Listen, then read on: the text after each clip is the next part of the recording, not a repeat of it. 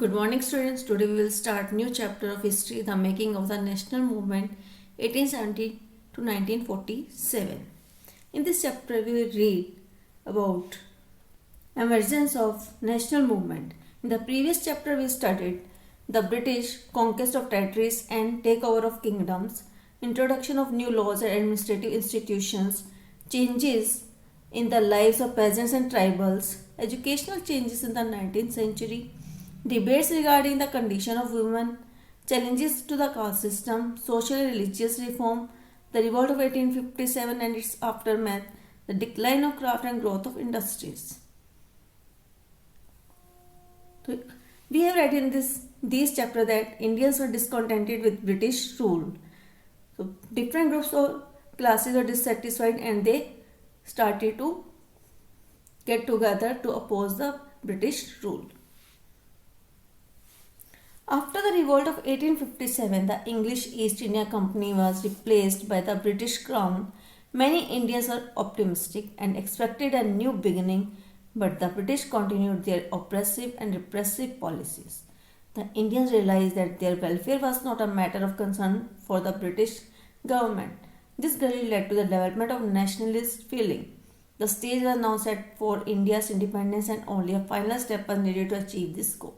1857 के रिवोल्ट के बाद इंग्लिश ईस्ट कंपनी की जय बागडोर और ब्रिटिश क्राउन के पास चली गई। बहुत सारे भारतीय आशावादी थे और एक्सपेक्ट कर रहे थे कि अब नई शुरुआत होगी और ब्रिटिश ने अपने ऑप्रेसिव पॉलिसीज को जारी रखा, दबाने की पॉलिसीज को बंद नहीं किया बल्कि जारी रखा और इंडियंस को महसूस हुआ कि ब्रिटिश गवर्नमेंट का कोई कंसर्न हमारे वेलफेयर के रिगार्डिंग नहीं है। इसकी वजह से उनमें नेशनलिस्ट फीलिंग की भावना जागृत होने लगी और एक नई सोच आरंभ हुई जो कि भारत की स्वतंत्रता के लिए थी और उसके लिए फाइनल स्टेप उठाने की आवश्यकता थी अपने गोल तक पहुंचने के लिए। After the battle of Plassey, India was politically and economically controlled by the English East India Company. India was converted to a British colony.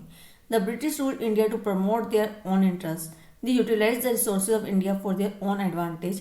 Indians realized this and the realization led to the development of anti-British sentiments and the birth of nationalism. A current of national feeling was generated in the minds of the people. The spirit of nationalism did not develop overnight.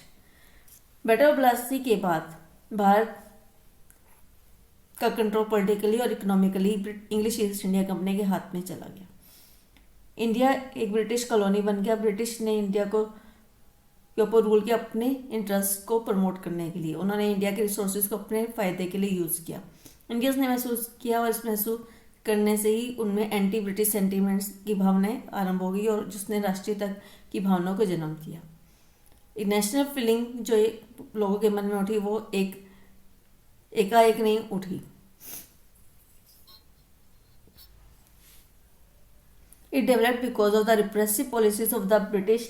The very concept of nationalism rose to meet the challenge of the foreign rule. There were three distinct phases of the national movement.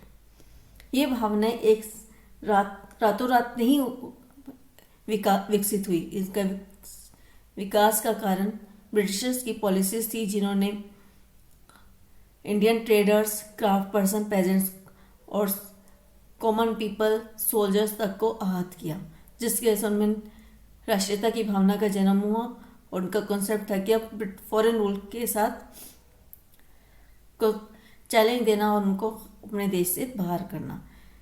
इस national movement के three faces थे।